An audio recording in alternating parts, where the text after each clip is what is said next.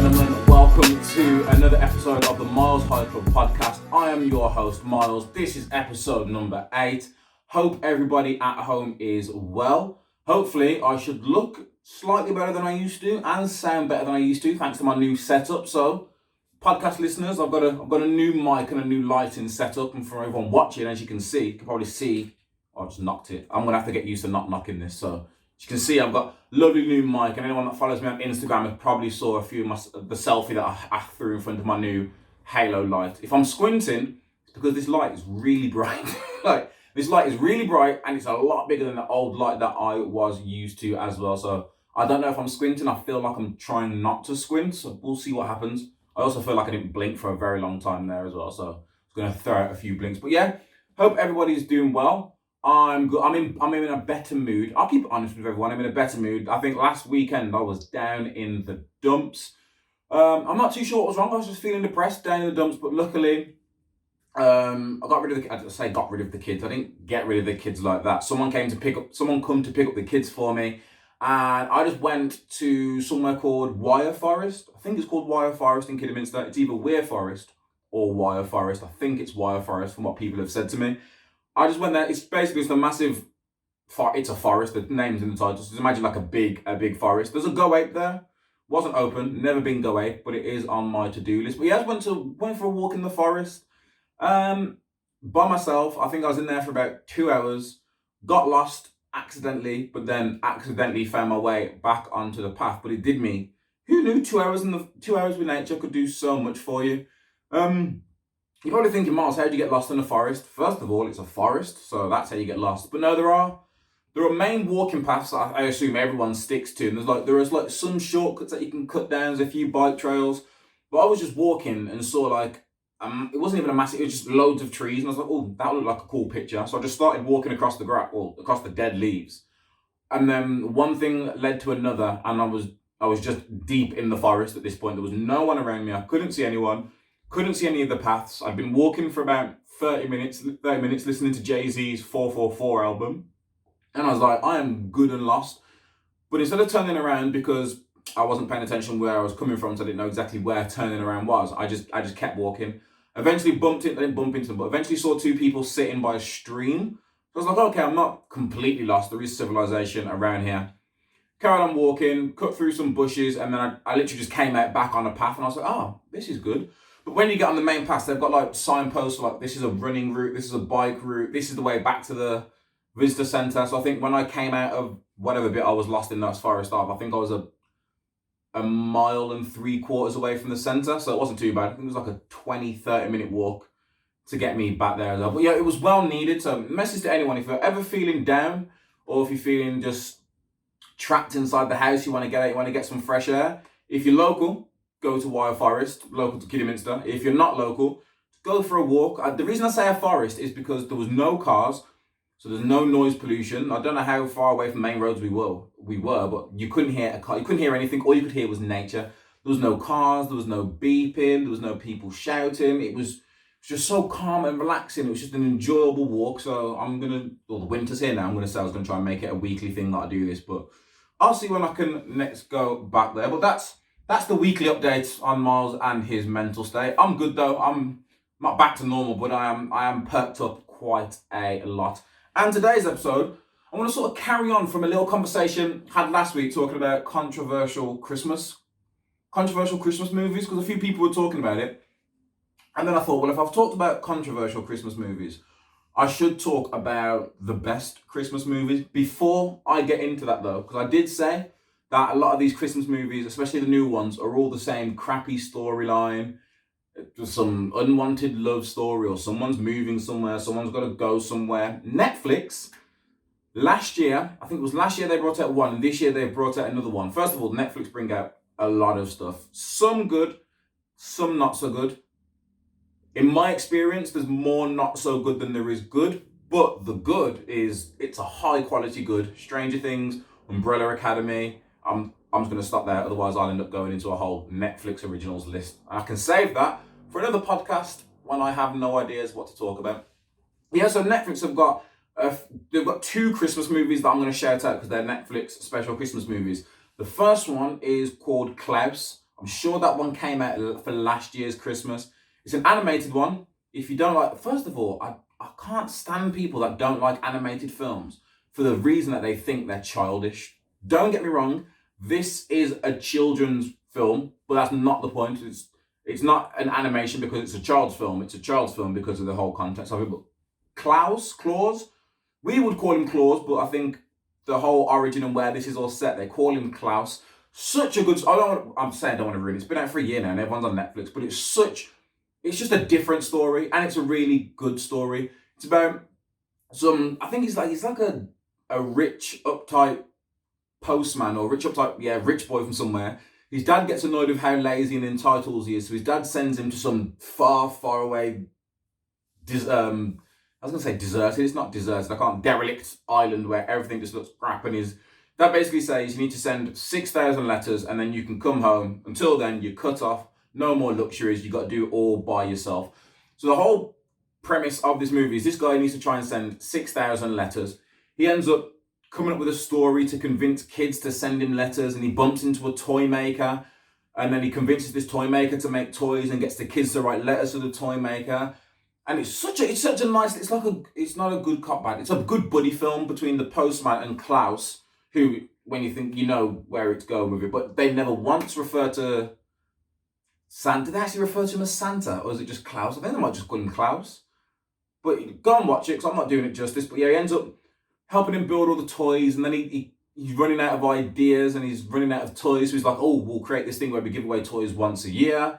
And meanwhile, on this island, it seems there's only two families. I don't know how that works, but it's like the Romeo and Juliet. There's two clans, but there's two families. There's the ginger family, and then there's the dark-haired family. I forgot their names. I'm terrible with names. Let me just get that out of the way. Yeah, and they hate each other, and they're warring with each other for what reason, no one knows. And he ends up telling the kids that the kids have got to be nice to get presents. The kids believe him. The kids want presents, so the kids end up being nice. They end up making friends, and the whole families end up making friends, apart from like the few old heads that are like, no, we don't like this, and they try and listen, it's a good film. But if you've got children or not, watch Klaus. It's a really good film. And the next one, which came out this year, which I really, really, really liked, is it Jingle Jangle? Let me just make sure. Yeah, Jingle Jangle. That's another one that's recently come out on, there we go, Jingle Jangle, A Christmas Journey. It stars Forrest Whitaker. That's who you know. I'm trying to think of all the names of the people you would know in it. Forrest Whitaker's in it. Ricky Martin's in it. Well, he plays a doll. If I'm correct, Ricky Martin will play a doll. Keegan-Michael Key, who I feel like Keegan-Michael Key and Jordan Peele, or Key and Peele, if you know them, that's how you'll know them. They have blown up in the last 5-6 years. It might be longer. I might be wrong here, but the last 5-6 years, these lot have been everywhere. They were in Toy Story. Jordan Peele's obviously released Us and Get Out. Keegan-Michael Keegan was one of the hyenas in The Lion King. Like they're so good. They're so good. But yeah, these guys are all in it, and it's such a good take on a Christmas. Right, first of all, let's just get this out there and be 1,000% honest with everyone. I think one of the reasons why, one, I clicked on it to watch it, and two, why it was so attractive is because it was a full black cast. Now, I'm not here saying that every single movie should have a predominantly black cast. I don't even think every movie should have at least one black person in there. It literally all depends on the movie, the context, and where it is. If you were filming a movie about a high school in Sweden, I don't know the black population in Sweden, but if there was no black people in the school, I wouldn't raise an eyebrow to it. I went to my primary school, the second primary school, don't worry where I went to. My second primary school, off the top of my head, I think there was 3 black people that I can think of. In my year group, there was 2, me and a mixed race guy. So it's not unheard of. But yeah, it was an all black cast, and I just like seeing films with an all black cast that aren't about drugs and guns and shootouts and gang violence and all that. It's played out. I've seen them all. There's nothing new you can do. That's why I haven't watched Power, even though it's about power and empire. I know there's a music element to it. I'm just like, I've seen it all. I'm sick because I've seen black people sell drugs and get shot over it. So Jingle Jangle, such a great film. Again, it's new, so I'm going to try not to spoil it too much, but it's about a young inventor, world's best inventor. His apprentice gets jealous, steals all his ideas, shoots ahead into the future. The apprentice is now the big world famous toy maker, 28 years in a row, Forrest Whitaker, who plays the original inventor, down on his luck. His shop's about to shut. The bank are coming to claim it. He's not inventing anymore. He's literally lost all his mojo and everything. All his magic, should I say, because there is a magical element to this. Until his granddaughter comes to stay with him because she just wants to see him and wants to meet the world's greatest inventor because of all the stuff that her mom's told her about him. She bumps into his other apprentice, some little kid that he's got working in the pawn shop. They stumble on things and the adventure goes on. It's a musical. It's a soulful musical as well. The music in this musical is actually good music.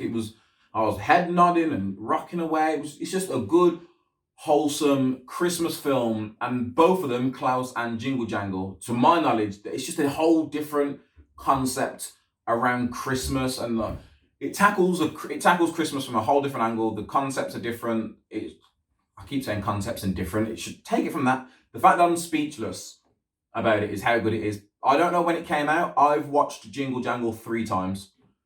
It came out this year and I've watched it 3 times already. Helps that it's on Netflix and we're stuck in lockdown 2.0, so you can't do anything. But I'm telling you, Jingle Jangle, it's not animated, it's live action. I think it is a U or a PG, but even then, you don't need kids to watch Jingle Jangle. I'm telling you, Jingle Jangle is such a good movie. Make sure you go and watch it. And I'm not being paid by Netflix. I wish I was being paid. If I was being paid by Netflix, you think I'd be sitting on this sofa with my tatty posters hanging off the wall with rips in them?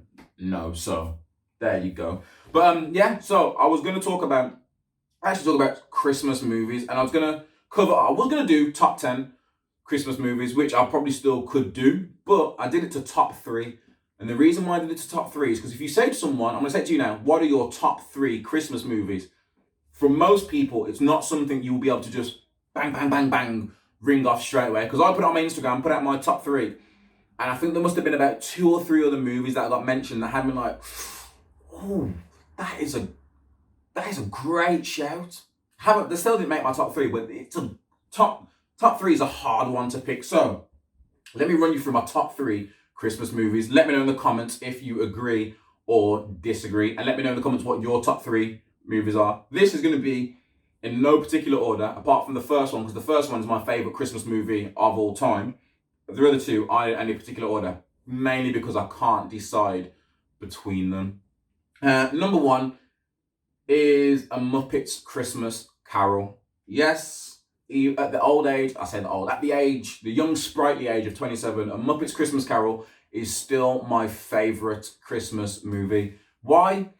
Here's for why. 1, it's the Muppets. Who doesn't love the Muppets? Regardless of what you see them in, the Muppets it's the Muppets. I was a kid, I grew up on the Muppets. I'm one of these people that would take the Muppets over Sesame Street. Take that how you want, but I'm just such a big fan of the Muppets and all their little reenactments of different movies, like Muppets Treasure Island. So good. But no, Muppets Christmas Carol, such a good one. Christmas Carol, so everyone should know the story of A Christmas Carol. It's Ebenezer Scrooge. So Ebenezer Scrooge, old, rich, old, I was going to call him a Scrooge, tight-fisted, hateful character.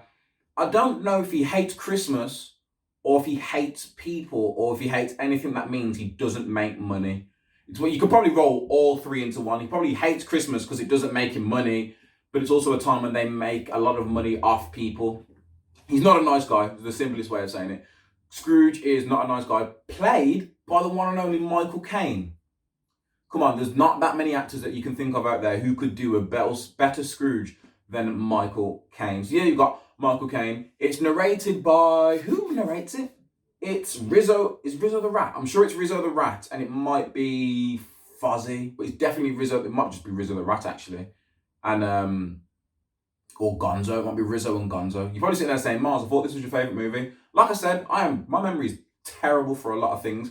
Just like all the people that caught out when I was talking about Harry Potter and I mentioned Goblet of Fire instead of saying Order of the Phoenix. And I've already when Sirius dies, so it's my memory. Sorry. But yeah, Kermit the Frog plays his young worker. You've got Tiny Tim, you've got Miss Piggy as Kermit's work. Like, let me just hold this there.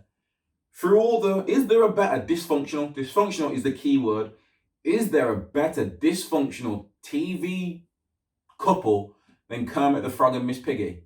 The answer's no. I'm not going to give you any time to think. The answer's no. You can leave in the comments if you can think of anyone else more dysfunctional, but Kermit the Frog and Miss Piggy, they're just the best dysfunctional couple character out there. You've got the three ghosts of Christmas. Oh, I was telling the story. So yeah, Scrooge hates Christmas. He's got the, what are the brothers called? Right, I'm going to have to get my phone out just to remember what the brothers are called. Because there's brothers that he used to work with, and they're dead. And then they end up, people are listening to this like, Myles, are you sure you like this movie? I do like this movie. It's Stolter and Waldorf, you know, the old puppets that are always laughing and booing people. They play the, hold on a minute, I'm going to find out what they're called. Give me a sec, because it's going to kill me if I do not remember what it is that they're actually called as the characters. But anyway, it's got that, the guy comes in asking for Christmas off. He's like, no. And then Little Tim, is it Tiny? No, not Little Tim, Tiny Tim. I'm just butchering this. But hey, this is what you get. Bob Cratchit, that's the one. It's the, Bob Cratchit is who, what's his name? Kermit plays. Beaker and Animal. Beaker and Animal are the reason, probably the top two reasons why Muppets are my favourite things in the world. Back onto the story. He comes in, Scrooge then goes to sleep after a horrible day, and then the typical story comes in. He gets visited by three ghosts: ghost of past, ghost of present, ghost of Christmas futures.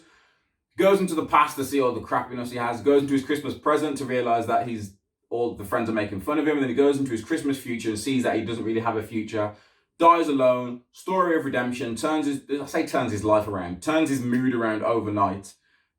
And it's just a good, wholesome story. The Muppets are funny. I think anything a Muppet does is funny. Even Muppets Most Wanted. I just find all the Muppets stories absolutely hilarious. So not only are the Muppets funny, it's a good story that they're telling. The Christmas Carol is an amazing story. And it's a good retelling of that story. How many times do you see an amazing story like A Christmas Carol, and then someone will do like a reenactment of it, and it doesn't quite hit? But no, the Muppets Christmas Carol ticks every single box. It's Christmassy, it's fun. There's a nice story arc in the redemption of Ebenezer Scrooge, even though you know it's coming. Ebenezer Scrooge is played by Michael Caine. Most of the other characters are all played by Muppets. All the Muppets you know. Who did I say? Kermit, Miss Piggy's there, Gonzo's there, Fozzie Bear's there, Rizzo's in it. I told you Beaker's in it, Animal's in it. I feel like I've just named all my favourite and probably the most popular Muppets, and I can't think of any of the other Muppets.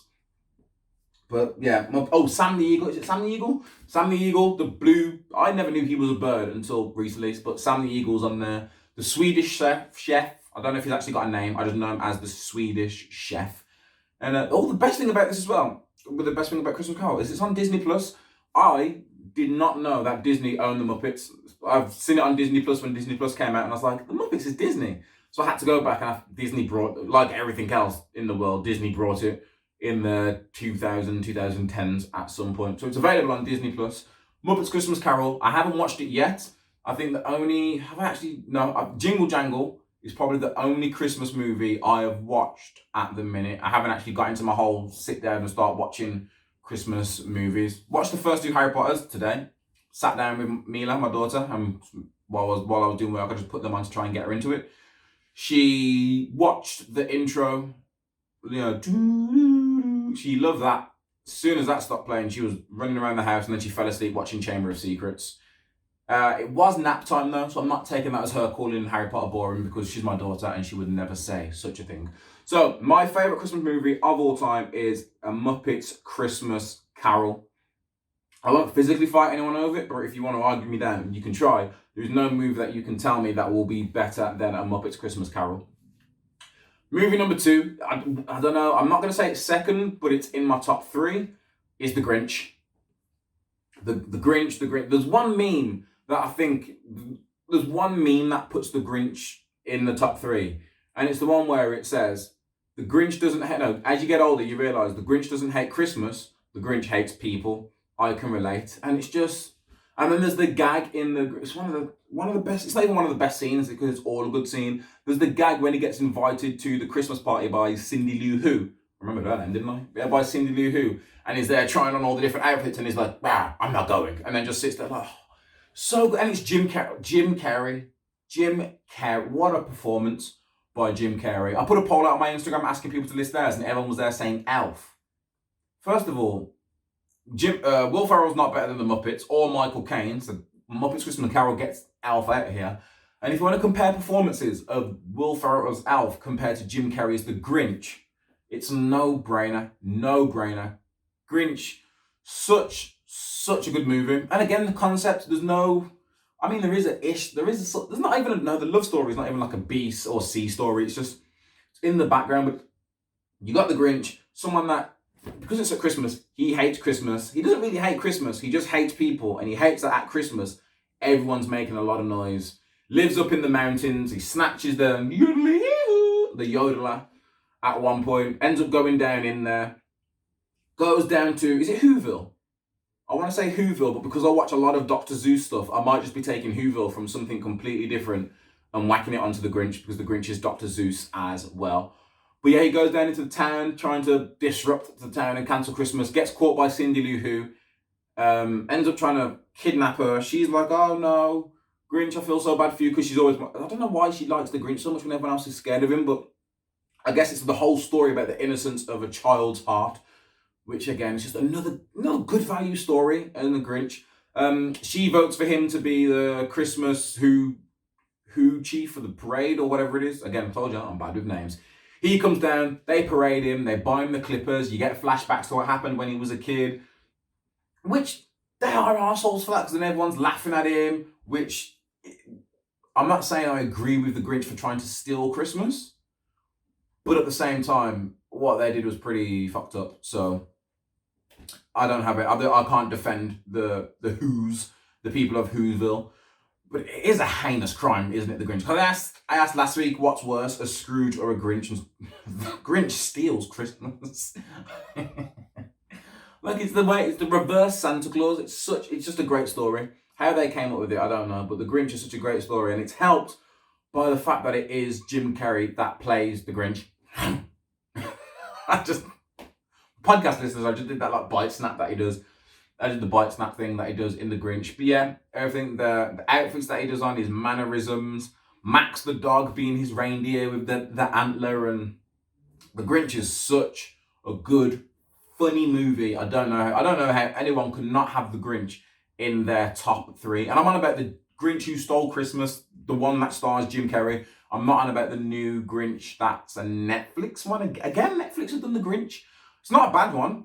But like I said, when you have an original story and people do remakes and try and remake it, it's very hard to do as good as a job or better, like the Muppets Christmas Carol did. And yeah, the Grinch is such a good film. And it's one of those things as well.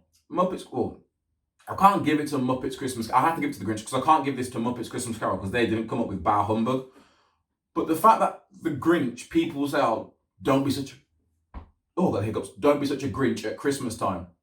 It's a whole thing. Don't be such a Grinch. And I don't know why they say don't be such a Grinch, because the Grinch is someone who hates Christmas and then gets turned around and ends up enjoying Christmas and liking people. So if you see someone who is like, oh, Christmas this and hating on Christmas, you shouldn't tell them to not be a Grinch. You should say, that's it, get your Grinch on, get all that hate out your system, just so you can bump into some unexpected, innocent little child that's going to turn your life around and make you love Christmas and see all the wondrous things that there is to bring to Christmas. So that's Grinch. Number 2. That's why the Grinch is my, I'm not going to say second, but it's why the Grinch is there. And number 3, some people might say saving the best till last. Home Alone 1. Home Alone, right. Question number 1. This is a hard one. What is the better film? Home Alone 1 or Home Alone 2 when he gets lost in New York? Because to me, they're both top tier films and they're both hilarious films. However, if you say Home Alone to me and I try and think back to scenes or bits that I remember the most in Home Alone movies, I ignore 3 and 4. I just burnt them, and 5 and however many other ones there are. If it's not Macaulay Culkin, I'm not interested. So Home Alone 1 and 2. But for me, whenever I think about scenes, I always go back to Home Alone 1. I always go back to the Christmas decorations under the window, the heated door handle, the tarantula on his the tarantula, and he picks up the tarantula, puts him on him, he's like, Marv, don't move. He's like, hey, what are you doing? And whacks him. the paint down the stairs, everything about Home Alone is such a good movie. Conspiracy fans out there, I'm gonna take a little side note. There is a conspiracy out there that in the movie world, the kid in Home Alone, Alistair, actually grows up to being Jigsaw from the Saw movies. Just gonna let that sit with you a while, because we've just gone from Home Alone, which is a family fun, funny movie, over to Saw, which is an 18 horror, gruesome, I don't know what category it falls under. It's definitely horror, but the body torture and all that stuff. But no, it's one of those Reddit conspiracies where they're on about, or the only thing that he's not called Alistair. His last name is McAllister. I don't know why. Let's see. Remember when I told everyone I was bad with names? Well, you're getting it all. You're getting it all proven for you right now. You lot are probably... Kevin! There you go. Now it comes back to me. Yeah, so they say, when you watch the first two Home Alones, the way Kevin is like, the way he's treated by his family is enough to drive someone crazy. So like the neglect, he's always getting left behind at Christmas. That must do something. Think about that as a child. Imagine, because when you watch Home Alone, they make it look so fun. Someone out there somewhere should do like a dark Home Alone and should show you what would actually happen if a kid of that age got left home alone by him. It probably wouldn't last that long. He'd probably go next door to one of his neighbours. This kid doesn't think to do that. I couldn't tell you what I would do at 11 years old. I'd probably end up starving to death because I wouldn't leave the house. Because my mom was one of these people that if my mom left the house and I was just me, above a certain age, she'd be like, don't answer the door to nobody, don't even go to the door. If you hear the door knock, don't go to the window, you just stay in your room. If you hear the phone ring, don't answer it, stay in your room until I get back. And I was like, whatever you say, Mom. Then I was allowed to go downstairs if I needed to get food. But yeah, so they say the whole psychological of not only did he get left behind once, not only did he get left behind twice, he got left behind twice on Christmas, like the most family-orientated holiday out there. He gets left behind 2 years in a row. That must do something to someone. And then you've got to think about when he sees the sticky bandits or sticky bandits. No, the wet bandits, that's what it is. It's called the wet bandits because he always turns the tap on after. Everything about it is so good. It's called the wet bandits because he always turns the tap on for theirs after they steal it. I think it's number 2. They changed to the sticky bandits because he puts the double-sided sticky tape on his hand, doesn't he, and puts his hand in stuff, money boxes and charity boxes and stuff like that. But yeah, when you think of all like the little torturous things he does, like smashing all the Christmas lights and the toys and the handles and the iron, the flamethrowers, the BB gun through the door and shooting someone in the nuts, then when he puts his head through all the things you think of that Kevin McAllister does, you can see how that would kind of lead him on the path to being Jigsaw. Just add a few more traumatic events into his teenage years, and it's a reasonable conspiracy. But back to Home Alone. I've just remembered Donald Trump is in Home Alone 2, so that automatically means Home Alone is the better movie of the two. Yeah. Who as a kid didn't watch Home Alone and didn't feel slightly more confident about being left home alone? Like, I used to be like, I want to get left home alone. Like, if anyone ever tried to burgle me, I could do the exact same thing, forgetting, well, I don't know about your houses, but majority of homes in England aren't as big as that one, and aren't as big as the McAllisters, and don't have as many rooms and different ways that you can run through as the McAllisters on there as well. But no, everything about that film, Harry being the policeman, yeah, when he first walks in, Marv as the policeman. Harry? Which one's Harry? Marv.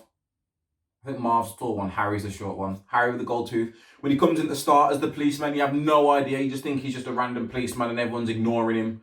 And then he goes and then he sees the car stalking him down the street, and he's got, and where does he get the mannequins from? It's a great question where he gets those mannequins from, but there's a lot of questions that you can ask about how he gets certain stuff and why he goes to limits. Like, he goes to absolute limits. And you'd think as burglars, once they got to like a certain point, they just think, you know what, F this house, I can't be bothered. It's just one of them. But Home Alone it's such a good movie, Christmas classic. All three of them in my eyes are Christmas classics. Personally, they're all Christmas classics. A Christmas Carol, Muppets Christmas Carol being my favourite of all three. I'd probably say it would be Christmas Carol, Home Alone, then The Grinch, maybe.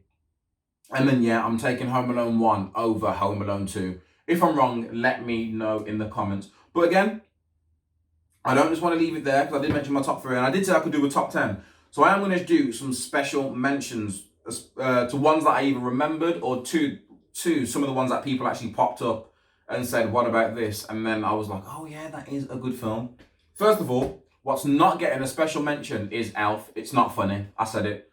Take it how you want. First of all, Will Ferrell. Is he that funny?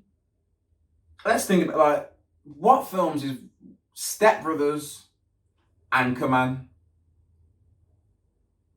what is it? Telegator Nights? I don't know how you pronounce that one, mate. The Ricky Bobby. Is that Ricky Bobby? Is it Ricky Bobby whatever that word is that the same one? Myles, you got a phone with internet. Why don't you actually find out? Here we go. So let me find out. Yeah, it is Telegator Nights, The Ballad of Ricky Bobby. That's the one where he's a NASCAR driver. You know, top of my head, if someone said to me, Myles, name a funny Will Ferrell film, I would say Anchorman. And let's not just act like it's just Will Ferrell that's in Anchorman that makes it hilarious, when you've got Steve Carell's character. And then you've got Step Brothers, which again, it's not just Steve Carell that's funny, it's the partnership between the two. Elf is not a funny film. A baby gets put in Santa's sack, taken back to the North Pole, grows up with elves. Oh, he's really big. Not funny. He gets sent back to the real world. I think it's his real parents. His dad hates him. Not funny. He's a grown man that dresses like an elf that believes in Santa. Not funny. He calls, I was going to call him Tyrion. It's not Tyrion. Who's the guy that plays Tyrion? Oh, what's his name? I actually really like the actor that plays Tyrion in Game of Thrones. Oh well. He's in one of the characters in Elf. He's like, don't call me an elf. He's like, oh, he's a bad elf, or a naughty, or a moody elf, or a grumpy elf. I don't know what the hell he calls him. There's a little fight scene. Like, Elf is not funny. If you find it funny, that's an opinion. I can't state it as a fact. Obviously, someone out there finds it funny. But to me, Elf is just not funny in the slightest. It would probably get a chuckle out of me throughout the whole film. And that's it. But let's have a look at some of the special mentions that I wanted to throw out there. Polar Express. Weird animations. Like the animation, I think it's because it's one of like the first few films that tried to do animations to look as realistic as possible. So when you watch it, they're very creepy. Like the animations are very creepy, but it is a good. I do like Polar Express. I'll watch it. It is a good film, and it's Tom Hanks. How can you not like a film with Tom Hanks in it? It's Tom Hanks. Christmas with the Cranks. Christmas with the Cranks is a decent one. Does he move to a new neighborhood? I think he moves to I'm going to have to put posters up again, just so everyone can see what the movie poster looks like, just in case you're thinking, what's Christmas with the Cranks? You'll see the poster and you'll be like, yes, Christmas with the Cranks. Yeah, Christmas with the Cranks, that's a decent one out there. What else would I put down? Deck the Halls with Danny DeVito. And he's got the house, and he wants his lights to shine so bright they can see it from space. And then you've got his neighbour across the road who hates his lights and does everything he can to try and take them down. Deck the Halls is good. That's a nice light family humour on Deck the Halls. Jingle All the Way, Arnold Schwarzenegger and Sinbad over the two dads fighting over that last action figure. Listen, Jingle All the Way might sneak into my top 5. Not top 3, but Jingle All the Way might sneak into my top 5 because as a dad, I can see myself going through stupid amounts of effort to ensure that I got Mila the exact Christmas present she wanted, regardless of how popular it is. Whether I would go to the full lengths that those two go to throughout the whole film, I'm not too sure. Like, I don't know if I want to start a beef with another parent over this one toy. But, you've got to make the kids proud, and that is a dad's job. So, Jingle All the Way, great one. Jack Frost. I completely forgot about Jack Frost until someone on my Instagram mentioned Jack Frost. Now, I'm trying to think. I think it is a Christmas movie, but I don't remember the Christmas element. I just remember the snow, and it's a city in America, and there's loads of states / cities in America that are full of snow. So that one. But yeah, Jack Frost is singer. His dad's a singer. Jack's a singer, isn't he? And there's a crash. I'm sure he has a crash on the motorway, either going home or going somewhere. He dies, leaves his wife and son behind. Son grows up without a dad, all upset. And then one period of time, his spirit enters this snowman. He becomes alive and they go ice skating. They have snowball fights. Jack Frost is a real cool movie. Again, it's one of those movies where it's a concept that hasn't been done and rinsed before. And as far as I'm aware, they've never done something even close to Jack Frost since that came out. Jack Frost is such a good movie. And another personal favourite of mine. I don't know whether people or not would have seen this. It's nowhere near as good as the first two movies in this trilogy. Like, the first movie is up here. The second movie is the second movie might be just as good. The third movie it's right down the bottom. It's right down the bottom. But I will watch it time and time again, and I laugh time and time again. And it's Friday After Next. You heard me right. Friday After Next. That is a Christmas movie. You've got Friday with Ice Cube and Chris Tucker. Yeah, Chris Tucker. And then you get next Friday, which is after the fight with Debo. So Ice Cube's character Craig has to move with his cousin Day Day, played by Mike Epps. Another one for you out there. Who was the better character? Is it Chris Tucker as Smokey, or is it Mike Epps as Day Day? That's one for you to think about if you are a fan of Friday. Friday After Next, it's Ice Cube, Mike Epps, Top Flight Security. That's where that joke comes. Top Flight Security. Oh, it's so good. He starts beefing the nans, and then they go and get their nephews to come and chase them down. And it's a bad film, but it's really good. Like, there's a hood Santa that robs Craig and Day Day's place and takes all their Christmas money and takes all their presents, and they try and chase him, and they catch him at the end of the film and knock him out. It's just a good one. And Cat Williams is in it. I'm going to talk about Cat Williams in a sec. Terry Crews is in it, back when people actually liked Terry Crews. There's a scene where Terry Crews is Damon, comes out of jail, and he's at the party, and Cat Williams is a pimp, surprise, surprise. And he goes to the bathroom, and then Terry Crews goes in the bathroom after him, and he's got the yellow pages strapped to his chest like it's still prison life, and takes them out. And then he tries to have his way with Cat Williams, and Cat Williams on the floor panicking, and he finds the bolt on the back of the bolt. I don't know what they are. I think they're bolt cutters. No, they can't be bolt cutters. He finds something on the toilet, takes it off, and then just cranks it and grips it onto Terry Crews' balls, and that's how he plans his. Just go and watch it. Go and watch Friday After Next. It's a bad film when you compare it to the trilogy, when you compare it to how good Friday and Next Friday are. But as a movie, I laugh. I laugh every time I watch it. Friday After Next, should I say. I think it's a funny movie. The scene in the restaurant, fried chicken's so good, makes you want to slap your mama, and he actually slaps his. John Witherspoon, actually, rest in peace, actually slaps the shit out of his own mom in kayfabe, that's wrestling, in the story, in the movie, not in real life. God knows, not in real life. But yeah, Friday After Next is another honourable mention. I'm trying to think if there's any other. There's probably a few other Christmas movies that I saw Mommy Kissing Santa Claus. That's an old one. Like the first Santa Claus movie, again, another old one. I can't think. They're the ones that come to the top of my head when it comes to Christmas movies. So obviously they're the ones that have a lasting effect on me. I was going to do a shout out to all the different people that do TV shows that do Christmas episodes. If I was to say to you, any TV show you want, think of any TV show. When it comes to Christmas episodes, what TV show Christmas episode stands out to you? And to me, I don't know if it can be classed as Christmas, because it's Thanksgiving. I was going to say Friends with the turkey, only because I was thinking of turkey. But I'm sure that's a Thanksgiving episode, or is it a Christmas episode? Americans having turkeys so close to each other. Anyway, I'll go to Friends. If it's not a Christmas episode, then all the Friends fans out there, shoot me. If it is a Christmas episode, then that's the one I always go to. Simpsons used to do well. I think Simpsons dropped off after season 14. I don't know what season they're on now. After season 14, they dropped off. They do good Halloween and Christmas ones. All the TV shows do it around Christmas.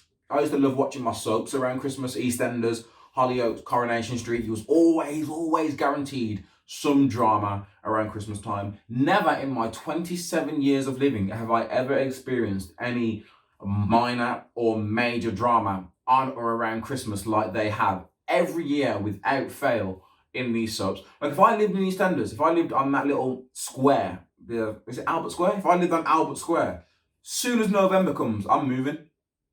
Just for like 2-3 months, let that Christmas, New Year period pass, and then I'd move back, because surely someone in the square must think to themselves, we've been here a few years now, and every Christmas something happens. Normally someone dies, or at least someone gets shot. But it's just every Christmas, it's as if the square is cursed. How people don't see that is beyond me. But there you go. There's my top 3 Christmas movies. Like I said, get in the comments. Let me know your top 3 Christmas movies out there. And let me know, again, when it comes to the Fridays, between Friday and what? I could always say, what's better, Friday versus next Friday? And who's the better support character? Is it Chris Tucker as Smokey, or is it Mike Epps as Day Day? It's kind of unfair because Day Day gets 2 films, because he's got next Friday and Friday after next. Ignore Friday after next. Just ignore Friday after next. And if you were to go off the 2 films, which one is better? I'm not going to give you an answer right now because I need to think about it, because it's a tough one. It is a tough one. But when I was talking about Friday after next, I was talking about Cat Williams. So, I'm trying to think, if you don't know who Cat Williams is, what would you have seen him in? But if you've never seen Next Friday, Cat Williams is a stand-up comedian, so I'm just going to Google Cat Williams, and you probably saw him. If you don't know Cat Williams, you're most likely to know him from going viral from what time, Miles? From when he got beat up. When he got beat up by like a school kid on the grass. If you've ever saw that video of a comedian get beat up on a school kid. But I'm literally looking through them. He's in Scary Movie 5. Norbit. If you've seen Norbit, Cat Williams is in Norbit. But again, I don't remember hearing Norbit, so I can't even tell you who the character was. I'll put a picture of him up right there. There'll be a picture of Cat Williams. So you can all look at him and go, oh, that's Cat Williams. At one point, Cat Williams was one of my top 3. Was he top 3? It was one of my top. Yeah, it was one of my top 3 favorite comedians of all time. I don't know. I don't know Cat. I'm not American. I don't follow his whole career like that. I think that there was just he just had a lot of issues, which is why he never got to where he should be. And in my opinion, Cat Williams should be what Kevin Hart is today. Not saying that Kevin Hart shouldn't be there as well, because I'm not one of these people that believes there's only space for like one top black comedian or one top black actor, when white people have several top actors and several top comedians. I don't like to say, oh, Kevin Hart's the funniest. 1, he's not. But 2, I don't feel like there should only be like one spot reserved. I feel like as many, if you're funny, you should get in. But no, Cat Williams should be what Kevin Hart is today. That's how funny I used to think Cat Williams was. Just go back and watch him. Is it American Hustler? The Pimp Chronicles, when he's in the green suede tux. Oh, listen, classic stand-ups. Love Cat Williams. Like I said, Too Much Trouble got him where he is, and we're left with Kevin Hart, who, I know I just said, right, let me start off with, in general, do I think Kevin Hart's funny? Yes. I'll give you that. In general, do I think Kevin Hart's funny? Yes. In movies, do I think Kevin Hart's funny? Hit and miss. Jumanji, both the Jumanjis, I enjoy Kevin Hart. Maybe it's because it's Kevin Hart pretending to be someone else or playing someone else, or like he's an avatar, isn't he, for Jumanji. But Jumanji I like. Ride Along good with Ice Cube. What else is he in? Think Like a Man. Think Like a Man's a great film. That's the whole film and casting. It's not just what's his name? It's not just a Kevin Hart thing. He's been in a few movies now, hasn't he, Kevin Hart? We'll get it up again. We'll see what movies Kevin Hart has been in. Let's go through his movies. I very first heard of Kevin Hart in Soul Plane. Let me see if Soul Plane's not even on. First of all, I'm not surprised Soul Plane's not on the very top. 2004. So 2004 is probably the first film I saw Kevin Hart in, Soul Plane. Basically, Kevin Hart is just a random person. He gets on a plane The plane starts going through turbulence. He gets stuck on a toilet because he's having a shit at the time. I'm sure his dog ends up coming out of the plane. He sues, gets all this money, and then opens up his own airline, calls it Soul Plane. Snoop Dogg's a pilot who takes too many shrooms and overdoses. It's everything you need to know about Soul Plane. It's a fun movie. Terry Crews is in that as well. Go watch it. So Soul Plane, 40-Year-Old Virgin. 40-Year-Old Virgin, top tier comedy movie. Kevin Hart's only got a small role. He's the one that walks in. He walks in the electrical shop and has the argument with, is it Romney? I think that's what his name is. I want to call him Romney. I'm not actually too sure if his name is Romney. We will find out for you in 2 seconds. Yeah, Romney Malco. That's who he has the argument with. He's like, oh, you got your nigga? Well, I'm right here. It's that scene is such a good scene. But back to Kevin Hart movies. I'm going to go through a bunch of Kevin Hart movies, and we can all sit there and we'll see whether or not, one, is it a good movie, two, is Kevin Hart funny in it. Jumanji, I've already said both the Jumanjis. I think they're good films. Nothing on the original, but they're good films, and I do find him funny in it. Central Intelligence, I think The Rock's funnier. Kevin Hart, I think I spoke about this in the previous one when I was on about typecast. Kevin Hart is a typecast in all his movies. Kevin Hart plays Kevin Hart times 1,000 in all of his movies. But there you go, you got Central Intelligence. The Upside, never saw The Upside. Ride Along with Ice Cube, yeah, that's a funny movie. Night School with Kevin Hart and Tiffany Haddish. I've seen it. It's okay. I didn't have that. Get Hard, Kevin Hart and Will Ferrell. Two people who everyone swears by being funny. I just don't find them that funny. I'm not saying they're not funny. I'm saying I don't find them that funny. I'm sure Get Hard is might be based on a real story as well, but I didn't find that funny. Think Like a Man. Love Think Like a Man.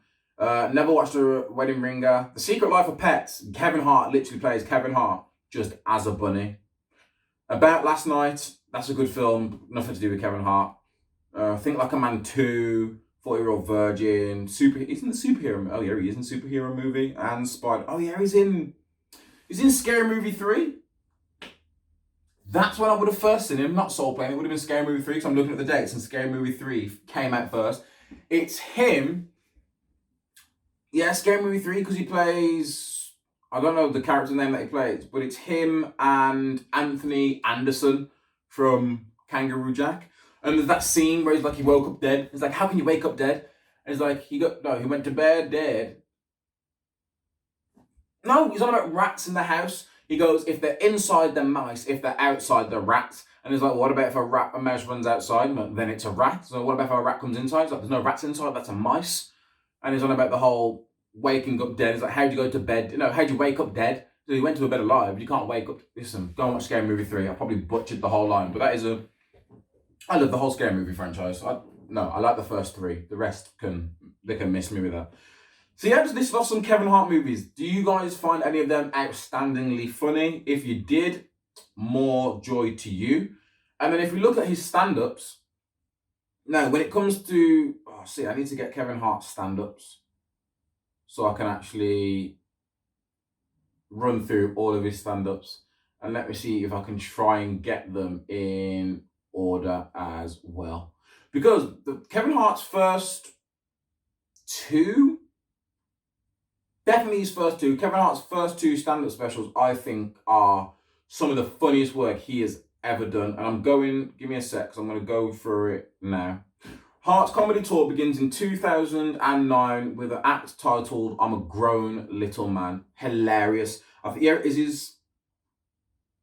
it's his first 2. I'm a Grown Little Man and Seriously Funny. I think those 2 stand-ups are, one, his best stand-ups to date, including all of his more recent ones.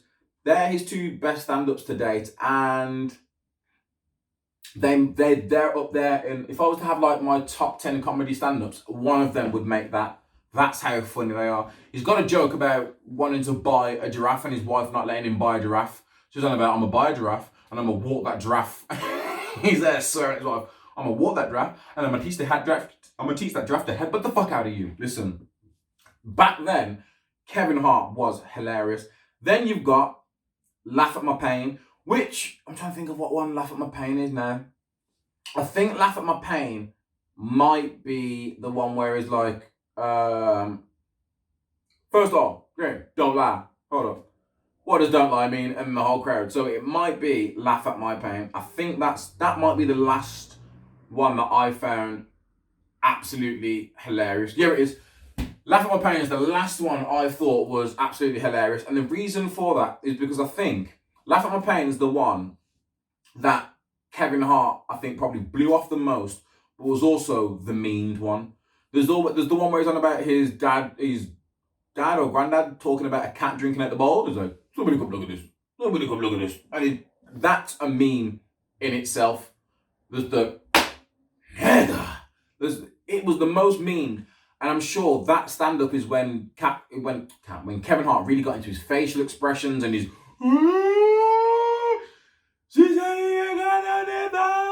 what is it? Long titty, no nipple having ass bitch. Cross-eyed crying down your back, fat bitch. Yeah, I can laugh when I think about it.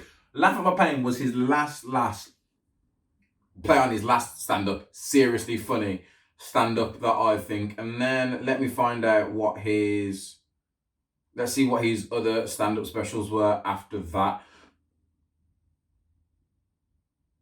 Oh, I'm looking at all his movies. Oh, he's in Little Man as well. Little Man. I didn't read out Little Man as a film because that did not come up in his thing. But no, back to what I was talking about anyway. So you've got I'm a Grown Little Man, which is his first one. 2009, funny.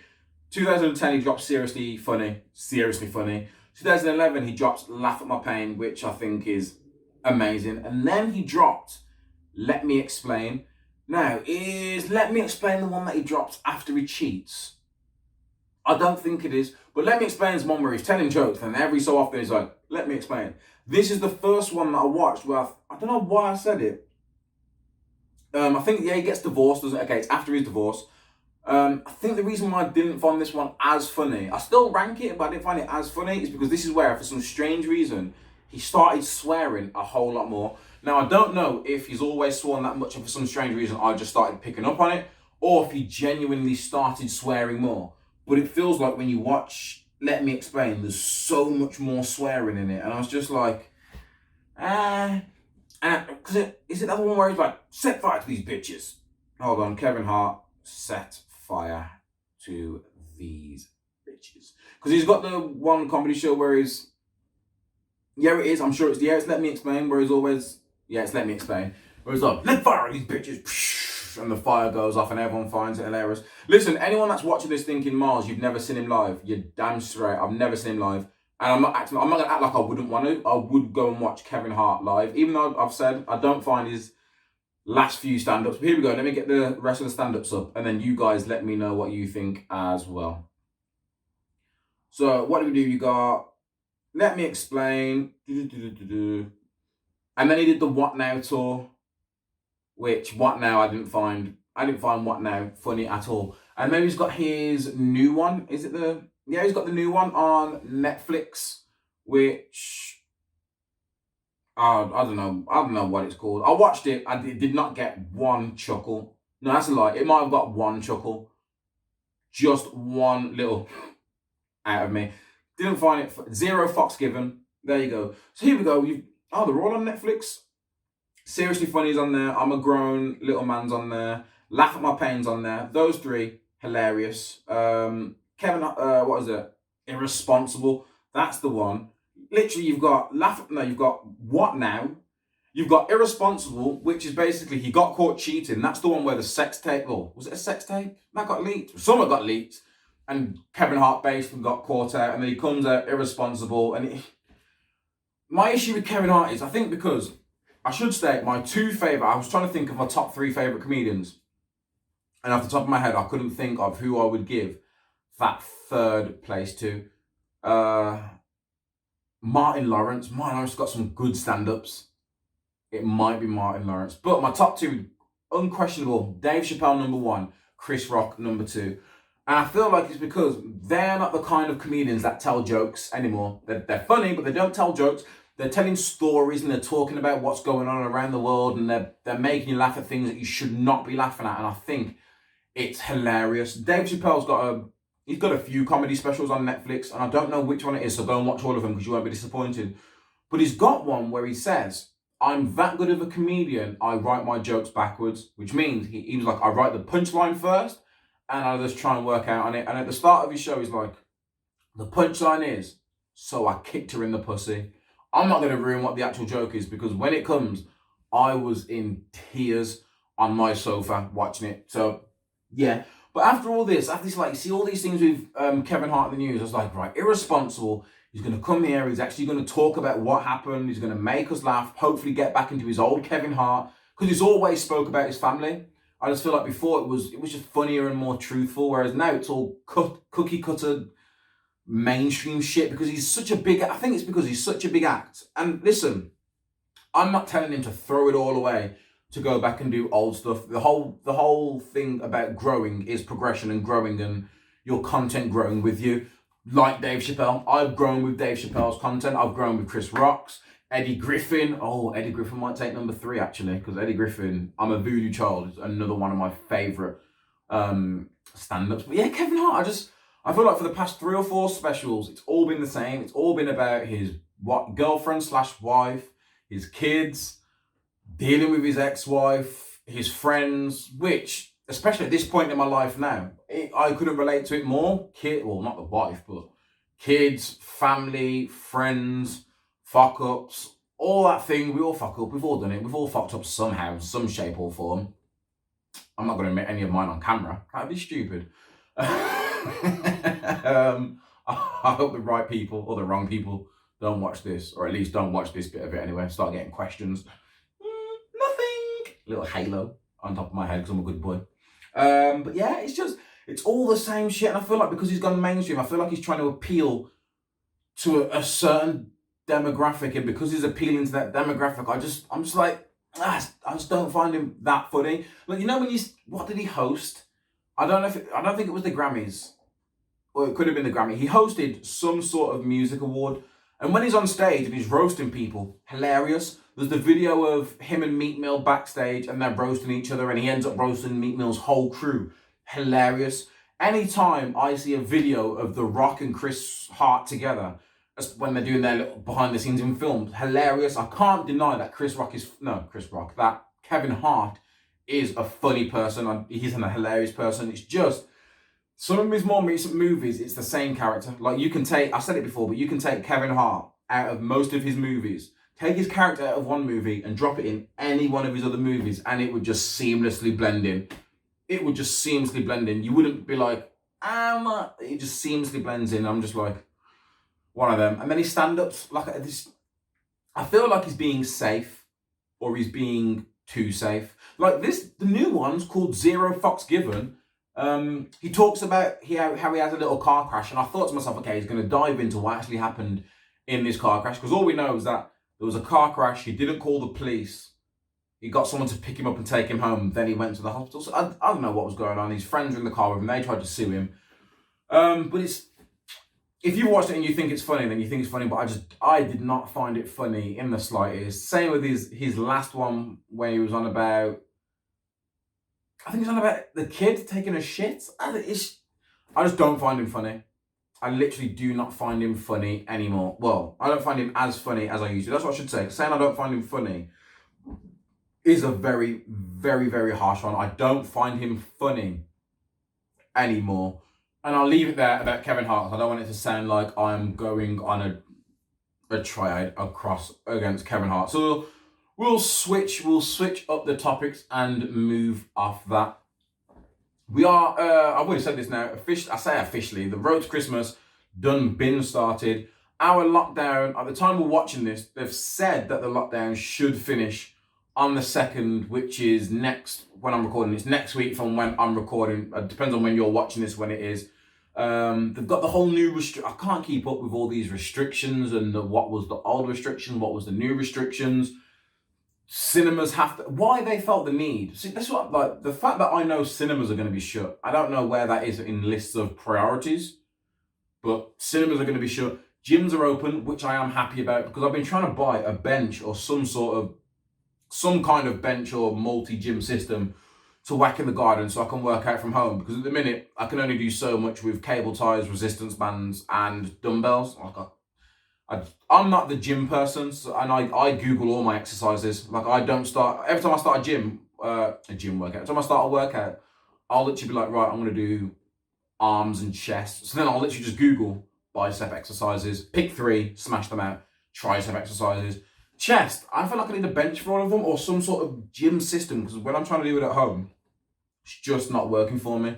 But it says we are getting the gyms back, so hopefully I will find them. I'll keep this motivation that I've got of working out at home and head into the gym. Because if you guys knew just how close the gym was to my house and then realised that I had not been going to the gym, you'd understand just how lazy and just how demotivated I was going to the gym. And you'd think the amount of comments I was getting off people at work, off friends, it's like, oh, football, oh, Myles, you got the dad bod now. It's official. You're officially a dad. You've got a dad bod. And I just used to be like, yeah, I have. Oh man, it used to kill me. It kills me on the inside. Every time someone says, Myles, you've got a dad bod, it kills me on the inside, because this is the worst shape I've ever been in my entire life. Probably sitting there looking, thinking, Myles, you don't look in bad shape. 1, this is an oversized hoodie. I'm hiding it. But 2, it's the worst shape I've ever been in. I think I was always active in school. In school, I was always active. I used to dance every single day at school, play football as well. And then we hit college. I was still dancing in college, but then I got a job, so I started dancing less and less. I think I started playing football less and less. I was still playing football in college, just not as much. As soon as I left college, I think I stopped playing football. I think I stopped dancing a few years after I'd left college. And then I just became the working man. But my best friend Oscar, who now lives in Scotland, we used to go to the gym together. So I had a gym buddy. So again, I was still staying fit and active. I'm not blaming this on him or his girlfriend, but she did make it. Well, I don't know if she made him, but in my head, she made him move to Scotland and took him away from me. So then it was just, I used to have no motivation whatsoever to go to the gym.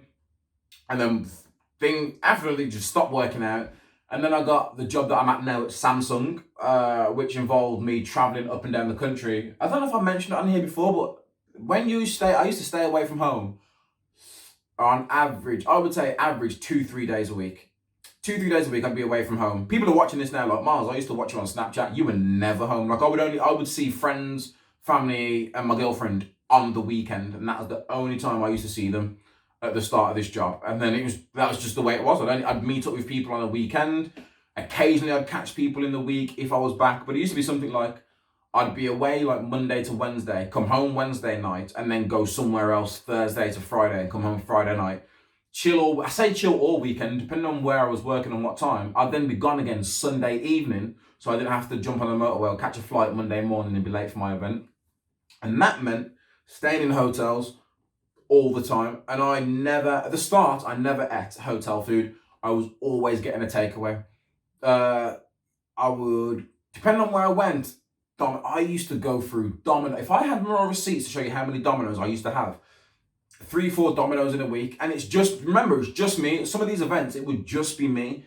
So I used to have to order enough to get a free delivery, or I'd order it and go and collect it. So I used to get cheese dough balls, a pizza, Ben & Jerry's ice cream, and I'm just sat there in my hotel room. So you can imagine 3.5, 4 years of just eating takeaway foods.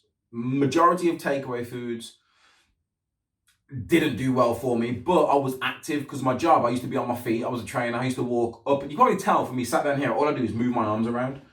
And it's probably why people watching this think, Myles, why do you not sound like you normally sound? Because as soon as I see a camera in front of me, because I do a lot of videos for work, I'll go into work mode. So I don't talk like I would normally talk, like I'm talking to my friends. I hit this sort of Myles. This is the Myles persona that everyone gets when they're watching one of my work videos. And then I started realizing that the company I work for, Samsung, they used to actually, if you wanted to, you could choose to eat in at the restaurant. So what they would do is they would put an allowance on your tab so that you could just go down to the restaurant menu and not spend a penny. Meanwhile, I used to be spending all my money and then just expense it back. But I was just like, even though I can expense it back, it'd probably be better if I just didn't spend the money to start with. So then I used to start eating in the hotels, and that was probably one of the worst things I could start doing, because every time I was in a holiday, there are people out there that can vouch for me that I used to work with. There are people out there that if I could bring someone like Lydia, who I work with, if I rang her right now and said, what do I get from a Holiday Inn? She could tell you the exact meal, because I used to get the exact same thing every single time. And remember, I used to be in a hotel sometimes for 3, 4, 5 days a week. And every meal would consist of the same thing: a ribeye steak with garlic butter, sweet potato fries, and whatever vegetables and salad that they gave me, which I never ate. Never ate salad. I've never been a big salad eater. I've never been a big vegetable eater. I think I used to get put off as a kid not liking vegetables. My mum used to force me to eat them. So when everyone finished and would leave me at the dining room table, I would like sneakily get out my chair, go and get a tissue, wrap all my food up in a tissue, go into my back garden and throw the food over my back garden, like over a few fences, and then sit back down and be like, finished. And then when she'd come and check my plate, there'd be nothing on there. I used to do the most to not eat food. So I've gone through a lot of my adult life not eating a single vegetable. Like I at least went a good 10-year stretch where I probably didn't eat a vegetable. And if I did eat a vegetable, it was probably like a carrot inside a lasagna. I went through a phase where I was eating green beans for a while. It's only, not the start of this year, it'd be the start of last year when I moved into the house that I actually started consciously eating. I say consciously eating more and more veg. Broccoli. Broccoli was with, I think, every single one of my meals. This year, the start of this year, since the lockdowns happened, is probably when I've started eating more and more salad with some of my meals. But my diet was crap. Everything was crap, and I just got so lethargic and down. And then we've I think, can we call it lockdown depression? Because I don't think I was depressed for any other reason. Like, I'm not unhappy in life. I'm not unhappy with my life. It was literally just, for me, I was traveling up and down, so social with like friends at work, like it's another conversation for another day, but how sometimes you can make friends at work that you end up being closer to than some of your friends that aren't at work, if that makes sense. So I was social McGee because I was always with people. And even when I was working away by myself, when I'm training in the day, I'm with people. Depending on how long or short my day was, I would always be with people. And then I'd go back to being a hermit. But I was a hermit in a hotel. So I could go for Pokemon Go. I was Pokemon Going everywhere, going for walks, chilling. But then lockdown, I think I moved out, I think within a year's, within a year. Yeah, because I would have moved into my house in March last year. So I can say within a year, I moved into a house, had a baby, changed job roles, which meant I spent 3 days working from home and another 2 days working in an office, which I never thought I would. I remember when I got my job at Samsung, after like the first few months of traveling, I was like, I would never, ever, ever sit at a desk again. Considering I'd just come from a year and a half at British Gas call centre, and then 6 months as a mortgage advisor at RBS, which was a shit experience that I went through there as well, which is why I left. You're probably thinking, Myles, you left? You was a mortgage? Yeah, I was a mortgage advisor. I'm a qualified mortgage advisor, actually. I was. I still am a qualified mortgage advisor. I was working at RBS. So yeah, after those 2 jobs, I was like, I'm never sitting down at a desk again. And then 3.5 years later, boom, straight back at a desk. And then COVID came, which meant, even though I'm someone that didn't go clubbing, if we went out, I was only really going to go out if it was my friends' birthdays. Hip-hop brunches. If it was a daytime brunch was me. Hip-hop brunch was me. But I think I might be a bit of a narcissist for this, or a sociopath. I've been meaning to see someone to see whether I'm a sociopath or not, because I believe I have sociopathic tendencies. But I'm one of these people that I used to hate going out for a multiple of reasons. One of those reasons was I used to hate when they played music I didn't like. Sounds silly, I don't drink. Well, I didn't drink. I stopped drinking a long time ago, so I wasn't drunk. So it's not like you could just say, who cares about music when you're drunk? You know, when you're sober, you realise that sometimes in a club, it might be the same DJ, or it might be because they have different DJs over the night. I don't think you realise just how many times the same song, especially big songs, get played over and over and over again. And when you're sober and you're out and you're like, I don't really want to be here, and you're surrounded by drunk people. When you're sober, I hate drunk people. I probably hate drunk people when I'm drunk, but I hate drunk people when I'm sober. So I've got that. 1, I hate drunk people. 2, I don't like when they don't play music I like. This is the weird thing for me. If you play a set and it's all music I like, I'm having the time of my life. As soon as you play one song I don't like, my night is ruined. But then you can't then just play another song that I like, unless it's Bashment. That might get me back in the mood, just like that. But it still takes like another 2 or 3 songs that I like in a row for me to be happy again and be like, okay, I can 2-step and hit, the whole shoulders up, and lean, and that's my step in the club, or when I'm driving, or when I'm sat down. That's pretty much my groove for anything. So I just caught the beats, it's rhythm, just born and blessed with it. Not even any music playing. I'm just caught the beat just like that. Podcast listeners, you're missing so much fun. Come over to YouTube and watch me. So yeah, it was all those things that just bored me. So I didn't care about going out, but the fact that we're like, you can't go out, you can't go anywhere, you can't meet up with your friends, you can't do this, you can't do that. I was like, you motherfuckers. And it was just being stuck in the house. I was still working, and I just felt like no one else I know other people were still working, but it felt like no one else in the world was working. So I was still working, stuck at home. Nurseries and schools had all closed, so I'm just stuck at home, and I was just like, I need an escape, and it was all just weighing on me. And then lockdown lifted, and we got plummeted straight back into lockdown, and I was just like, here we go again.